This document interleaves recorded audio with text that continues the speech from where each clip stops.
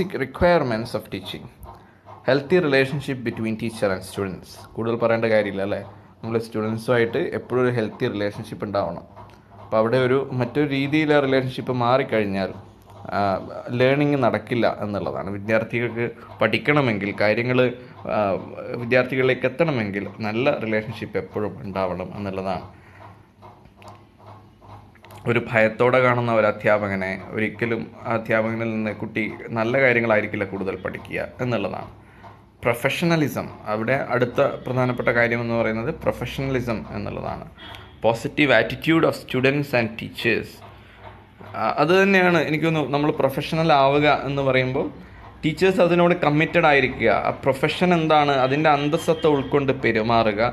പെരുമാറ്റത്തിലും ഒക്കെ, കുട്ടികളോടുള്ള പെരുമാറ്റത്തിലൊക്കെ ചെയ്യുന്ന പ്രൊഫഷനോട് നീതി കാണിക്കുക എന്നുള്ളതാണ്. Suitable environment. ഇപ്പോൾ എന്നും സമരങ്ങളും പരിപാടികളും നടക്കുന്ന ഒരു ക്യാമ്പസിൽ നന്നായിട്ട് പഠനം നടക്കില്ല, അല്ലെങ്കിൽ അതിനുള്ള സാഹചര്യം ഉണ്ടാവില്ല.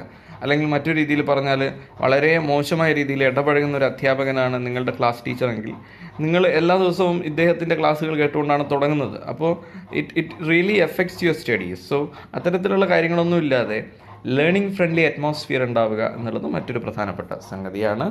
And availability of needed tools and equipments, അതും വളരെ നിർണായകമായിട്ടുള്ള ഒരു സംഗതിയാണ്. നൗ നമുക്ക് ഇവാലുവേഷൻ എന്ന് പറയുന്ന ഒരു ആസ്പെക്റ്റിലേക്ക് വരാം.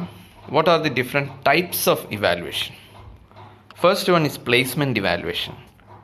Placement evaluation checks the aptitude, knowledge and skills of the students at the beginning of the instruction program. Checks the aptitude of the candidate for a course. ഒരു കോഴ്സിലേക്ക് ജോയിൻ ചെയ്യുന്നതിന് മുമ്പേ അദ്ദേഹത്തെ സ്റ്റുഡൻസിനെ സെലക്ട് ചെയ്യുന്നതിന് വേണ്ടിയിട്ടാണ് പ്ലേസ്മെൻറ്റ് ഇവാലുവേഷൻ നടക്കുക. അപ്പോൾ എത്രത്തോളം കഴിവുണ്ട്, എത്രത്തോളം ആപ്റ്റിറ്റ്യൂഡ് ഉണ്ട് എന്ന് നോക്കിയിട്ടായിരിക്കും സെലക്ട് ചെയ്യുക. അപ്പോൾ അതിനെയാണ് നമ്മൾ പ്ലേസ്മെൻറ്റ് ഇവാലുവേഷൻ എന്ന് പറയാം.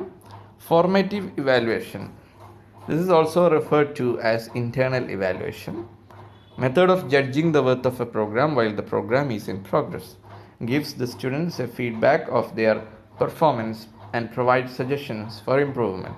ഇതാണ് നമ്മൾ ക്ലാസ് ടെസ്റ്റുകളിലൂടെയൊക്കെ ചെയ്യുന്ന ഒരു സംഗതിയാണ്. എനിക്ക് തോന്നുന്നു നിങ്ങൾക്കൊക്കെയും വളരെ പരിചയമായിട്ടുള്ള അറിയുന്ന കാര്യം തന്നെയാണ്, കൂടുതൽ വിശദീകരിക്കേണ്ട കാര്യമില്ല. നമ്മൾ വിദ്യാർത്ഥികളെ ഒരു കോഴ്സ് നടന്നുകൊണ്ടിരിക്കുമ്പോൾ അവരുടെ പെർഫോമൻസ് എങ്ങനെയുണ്ട്, ഇനി അത് മെച്ചപ്പെടുത്താൻ എന്തൊക്കെ ചെയ്യണം, ഇതൊക്കെ മനസ്സിലാക്കാൻ വേണ്ടിയിട്ട് ക്ലാസ് ടെസ്റ്റുകളും യൂണിറ്റ് ടെസ്റ്റുകളൊക്കെ നടത്തുന്നത് തന്നെയാണ് we call it formative evaluation.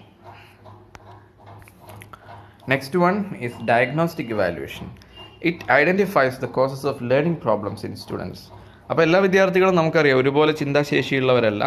ചിലർക്ക് ചില ലേണിംഗ് പ്രോബ്ലംസ് ഉണ്ടാവാം. ഇപ്പോൾ നമ്മൾ ഡിസ്ലെക്സിയ എന്ന് പറയുന്ന ഒരു പ്രോബ്ലത്തെ പറ്റി പറയും. നമ്മൾ താരേ സമീൻബർഗ് കണ്ടവർക്കറിയാം. അപ്പോൾ പല തരത്തിലുള്ള പ്രശ്നങ്ങൾ അനുഭവിക്കുന്ന കുട്ടികളുണ്ടാവാം. ഓട്ടിസം ബാധിച്ച കുട്ടികളുണ്ടാവാം, അല്ലെങ്കിൽ പല രീതിയിലുള്ള ലേണിംഗ് ഡിഫിക്കൽറ്റീസ് ഉണ്ട്. അപ്പോൾ ഇത്തരത്തിലുള്ള സ്റ്റുഡൻസിൻ്റെ ഡിഫിക്കൽറ്റി എന്താണെന്ന് തിരിച്ചറിയുക, അതിനുവേണ്ടി നടത്തുന്ന ഇവാലുവേഷനാണ് ഡയഗ്നോസ്റ്റിക് ഇവാലുവേഷൻ എന്ന് പറയുന്നത്. Next one is summative evaluation. This is the process of judging the worth of a programme at the end of it. നമ്മൾ തുടക്കത്തിൽ ഒരു പ്രോഗ്രാമിൻ്റെ, ഒരു കോഴ്സിൻ്റെ തുടക്കത്തിൽ നടത്തുന്ന ഇവാലുവേഷനാണ് പ്ലേസ്മെൻറ്റ് ഇവാലുവേഷൻ എന്ന് പറഞ്ഞിരുന്നത്. ഇപ്പോൾ ഒരു പ്രോഗ്രാമിൻ്റെ അവസാനത്തെ, ഒരു കോഴ്സിൻ്റെ അവസാനം നടത്തുന്ന ഇവാലുവേഷനെ പറ്റിയാണ് നമ്മൾ പറയുന്നത്. That is summative evaluation. നമ്മുടെ സെമസ്റ്റർ എക്സാംസ് അല്ലെങ്കിൽ ഫൈനൽ എക്സാം ഉണ്ടല്ലോ കോഴ്സിന് ശേഷം നടക്കുന്നത്, അതൊക്കെ സമ്മേറ്റീവ് ഇവാലുവേഷനാണ്. അപ്പോൾ അതിലൂടെയാണ് നമുക്ക് ഒരു സ്റ്റുഡൻറ്റിൻ്റെ ഫൈനൽ ഔട്ട്പുട്ട് എന്താണ്, ഫൈനൽ പെർഫോമൻസ് എന്താണ്, ആ കോഴ്സിൻ്റെ ഫൈനൽ റിസൾട്ട് എന്താണ് എന്നൊക്കെ മനസ്സിലാക്കാൻ വേണ്ടി പറ്റുള്ളൂ. സോ ഇത്രയും ഇവാലുവേഷനാണ് നമുക്ക് പഠിക്കാനുള്ളത്. സോ നമ്മൾ പറഞ്ഞിട്ടുള്ളത് 4 ടൈപ്പ് ഇവാലുവേഷനെ പറ്റിയാണ്. Placement evaluation, formative evaluation, diagnostic evaluation, summative evaluation. അപ്പോൾ ഇത് വേർതിരിച്ച് പഠിക്കുക. ഈ ഏരിയയിൽ നിന്നും ക്വസ്റ്റ്യൻസ് പലതവണയായിട്ട് നമ്മൾ മുൻപത്തെ സെറ്റ് എക്സാമുകളിൽ കണ്ടിട്ടുള്ളതാണ്. So next we are going to talk about different factors affecting teaching. Factors related to teacher. ഇപ്പോൾ ടീച്ചിങ്ങിനെ ബാധിക്കുന്ന ഫാക്ടേഴ്സിനെ പറ്റിയാണ്. ആദ്യം തന്നെ നമുക്ക് ടീച്ചറുമായി ബന്ധപ്പെട്ടിട്ടുള്ള ഫാക്ടേഴ്സ് എന്തൊക്കെയാണെന്ന് നോക്കാം. Subject knowledge of a teacher, teachers knowledge of the cognitive level of students, teaching skills, mental state of teacher and friendliness and approachability. വളരെ സ്ട്രെയിറ്റ് ഫോർവേഡ് ആയിട്ടുള്ള പോയിൻറ്റ്സാണ്. നമുക്കറിയാം, ഒന്നാമത് അധ്യാപകന് തൻ്റെ സബ്ജക്റ്റിൽ അറിവുണ്ടാവണം.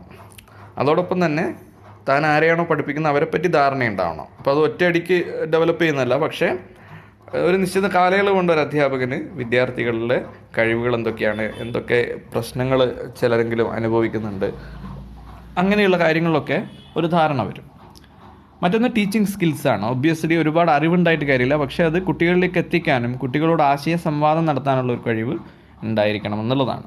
മറ്റൊന്ന് മെൻ്റൽ സ്റ്റേറ്റ് ഓഫ് ടീച്ചർ. വളരെ പ്രധാനപ്പെട്ട ഒരു സംഗതിയാണ്. ഇപ്പോൾ നമ്മൾ വീട്ടിൽ കുടുംബത്തിലുള്ളവരുമായിട്ട് വഴക്കിട്ടിട്ട് പോയിട്ട് അത് വിദ്യാർത്ഥികളുടെ മേലെ ദേഷ്യം തീർക്കുന്ന ടീച്ചേഴ്സ് ഇഷ്ടം പോലെയുണ്ട്. അപ്പോൾ അവിടെയാണ് നമ്മൾ പ്രൊഫഷണലിസം എന്ന് പറയുക. ചെയ്യുന്ന ജോലിയോടൊരു നീതി പുലർത്തുക, കമ്മിറ്റഡ് ആയിരിക്കുക എന്നുള്ളതാണ്. Friendliness and approachability. ഇപ്പോൾ നേരത്തെ നമ്മൾ പറഞ്ഞിട്ടുള്ള കാര്യമാണ്. ഒരു ടീച്ചർ അപ്രോച്ചബിൾ ആണ് എന്ന് തോന്നുകയാണെങ്കിൽ മാത്രമേ അവിടെ എഫക്റ്റീവായിട്ടുള്ള ലേണിംഗ് നടക്കുള്ളൂ. Factors related to learner: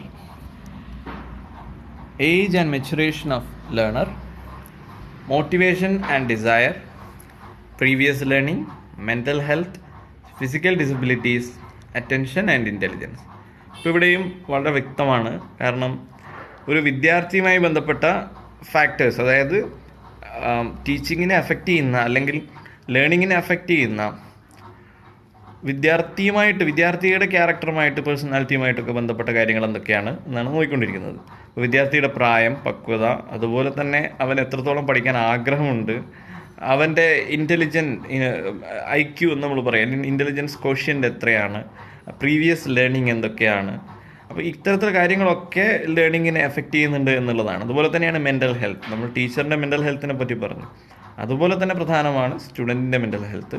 physical disabilities ആയിക്കോട്ടെ, ഇപ്പോൾ കേൾവിക്കുറവുള്ള കുട്ടികളുണ്ടാവും, അല്ലെങ്കിൽ കാഴ്ചശക്തിക്ക് പ്രശ്നമുള്ളവരുണ്ടാവും. അപ്പോൾ ഇങ്ങനെയുള്ള ഒരുപാട് കാര്യങ്ങൾ ലേണിങ്ങിനെ എഫക്റ്റ് ചെയ്യുന്നു എന്നുള്ളതാണ്. ഈ കാര്യങ്ങളൊക്കെ ഓർമ്മിക്കാം.